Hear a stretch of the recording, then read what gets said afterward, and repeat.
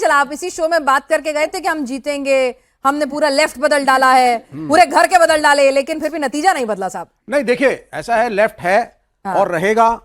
तमिलनाडु में हम हैं, डीएमके के ऊपर, स्टालिन के ऊपर बड़े लांछन लगाए, कांग्रेस ने छोड़ दिया। तो आप खुश हो रहे हैं कि आपको मौका मिल गया कहीं? तो नहीं बिल्कुल, आप देखिए डीएमके ने, हम स्टालिन के साथ इस बार, इससे पिछली बार, उससे पिछली बार से हमारा अलायंस चल रहा है लेफ्ट का। इवन जो हमारे लोकसभा में मेंबर पार्लियामेंट है तमिलनाडु से भी आते हैं, which is in a tie up with DMK. अब आगे बताता हूं, स्टालिन साहब ने बड़े क्लियरली बोला to the allies, you are free to support TVK if needed, क्योंकि बीजेपी को रोकना प्रायोरिटी नंबर 1 है। कांग्रेस से क्यों नाराज हो गए वो?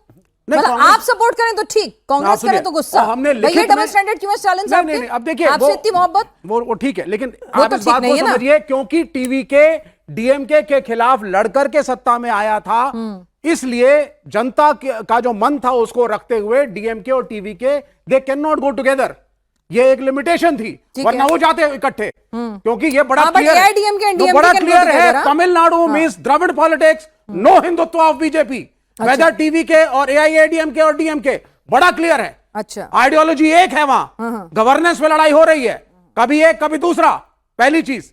दूसरी चीज, बंगाल के अंदर भी, पहले भी तमिलनाडु पे आते हैं, मतलब तमिलनाडु पे ही आप रही है। स्टालिन साहब ने ये कह दिया कि अगर लेफ्ट कहीं जाए तो हमें दिक्कत नहीं है, कांग्रेस जाए तो दिक्कत है। नहीं, ऐसा नहीं कहा उन्होंने। लास्ट में देखिए, चीजों में समय लग रहा था, कांग्रेस ने हड़बड़ी दिखाई थोड़ी, लेकिन ऑफिशियली आकर के स्टालिन ने बोला, स्टेटमेंट तो मनाइए ना उनको कि भाई हम भी तो जा रहे हैं, उनको भी जाने दीजिए, क्यों नाराज हो रहे हो? इंडी गठबंधन में साथ रहो, फ्लोर अरेंजमेंट चेंज मत कराओ। नहीं देखिए, ऐसा कुछ भी नहीं है, और आप इस बात को कैसा कुछ है, यही स्पष्ट नहीं है। नो, व्हाई डोंट यू से it is the rejection of Hindutva in Tamil Nadu, complete rejection.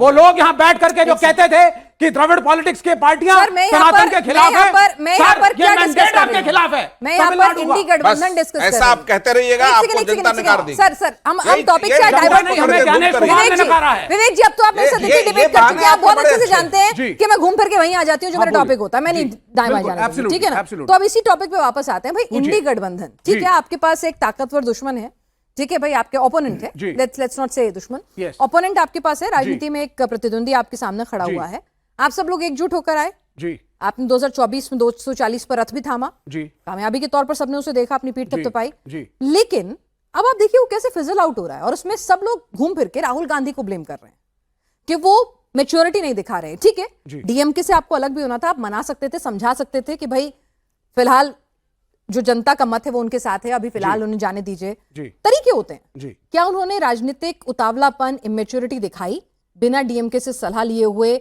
समर्थन देने में?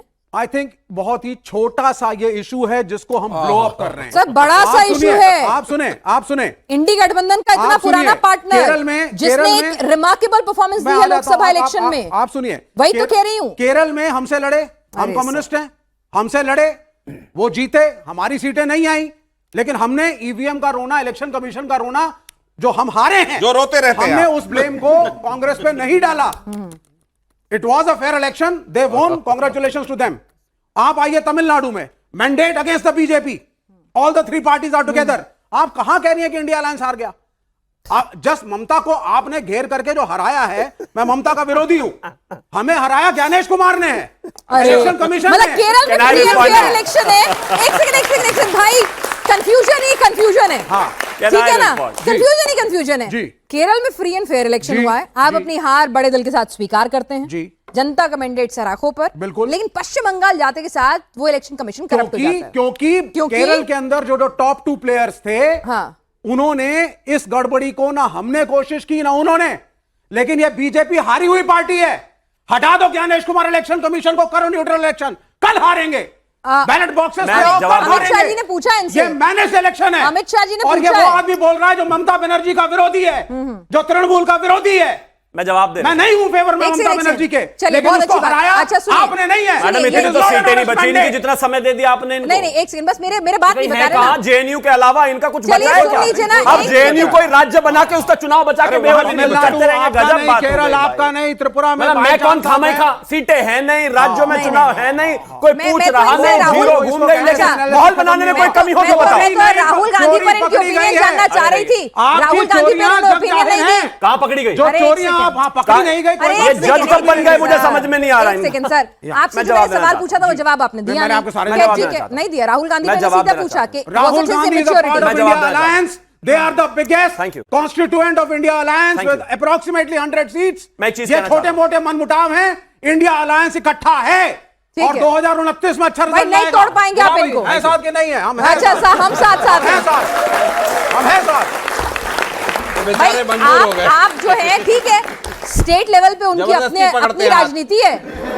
मोदी जी तो जबरदस्ती मिल जाते हैं, वो कोई हट नहीं रहे पीछे। एक चीज मैं आपको सबसे पहले, आप सबने भूल भुलैया देखी है? एक आधा साथ चले जाओ, दिखा देंगे। प्लीज बीच में नहीं, एक आधा चुनाव और होने दो, भूल भुलैया के राजपाल यादव की तरह सिंदूर लगा के जनेऊ पहनकर घूमेंगे। ये जो कह रहे हैं कि हिंदुत्व की हार हो गई, जनेऊ पहन के ना घूमा तो नाम बदल देना।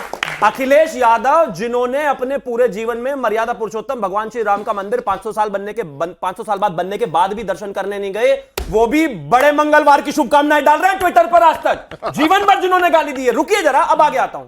इन्होंने कहा तो संकट में हनुमान जी तो बेड़ा पार लगाते हैं ना। अच्छा, संकट कटे मिटे सब पीड़ा, हनुमत बलवीरा। इतनी जल्दी हनुमान जी बीजेपी में नहीं हो तो हिंदू नहीं हो, प्लीज बीच में नहीं, आरएसएस में नहीं हो तो तुम्हें पूजा करना। अरे राम का नाम तो आप भी जप रहे थे कलकत्ता में। अब आगे एक और। हमारी छोटी छोटी लड़ाई है, हमारी आपसी मनमुटाव है, ठीक हो जाएंगे, ठीक हो जाएंगे। अरे ठीक होते होते अब से 3 साल बाद राहुल गांधी जी को वृद्धावस्था पेंशन मिलने लगेगी। कब बड़े होगे भाई? 60 साल उम्र होने वाली है उनकी। क्या हो जाएंगे? 99 चुनाव हार गए साथ होते। अब आगे मैं क्या करूं जब नरेंद्र मोदी को आप मार्गदर्शन में डाल ही नहीं रहे हैं 75 के ऊपर। अडानी जी, अटल जी के समय में आपको बहुत बड़ी जल्दी थी। मार्गदर्शन मंडल बनेगा, मतलब 70 के ऊपर अपनी पार्टी में 90 साल के भी चलेंगे, मोदी जी को मार्गदर्शक मंडल में डाल दोगे। जब बात हो गई, कब जा रहे हैं मोदी साहब मार्गदर्शक मंडल में? बता दो ना। डर लग रहा है क्या? 80, 85, कब जाने क्यों जाएंगे भाई?